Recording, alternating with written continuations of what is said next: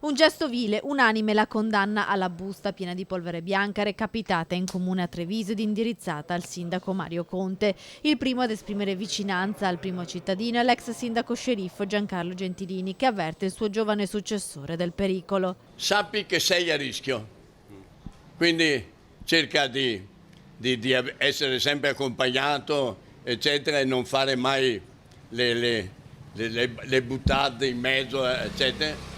Cerca di guardarti sempre alle spalle. In passato anche Gentilini fu oggetto di minacce e aggiunge di non avere dubbi e di conoscere la matrice del gesto. La matrice è sempre la sinistra.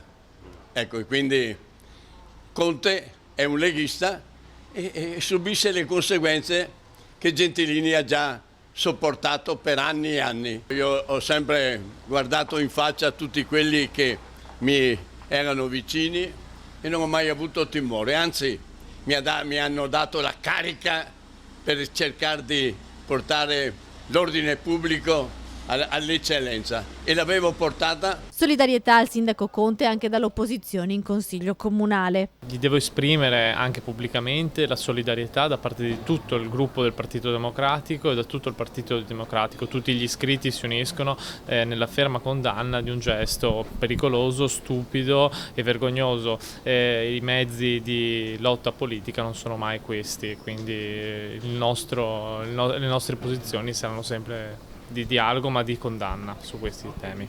Anche la presidente di ANCI Veneto, Maria Rosa Pavanello, esprime la vicinanza al sindaco del comune di Treviso per le minacce ricevute. Da sindaco e da presidente di ANCI, spiega Pavanello, condanno con fermezza un gesto che si commenta da solo. Si tratta di un episodio vergognoso e vile che nulla ha a che fare con i valori della nostra comunità. La minaccia è grave e non va sottovalutata, a maggior ragione in una provincia come quella trevigiana in cui recentemente si sono rifatti vivi i fantasmi del terrorismo eversivo. Mai sottovalutare questi fenomeni, ma contemporaneamente mai cedere al vile ricatto. Questo invece è il commento del presidente del Consiglio regionale del Veneto, Roberto Ciambetti.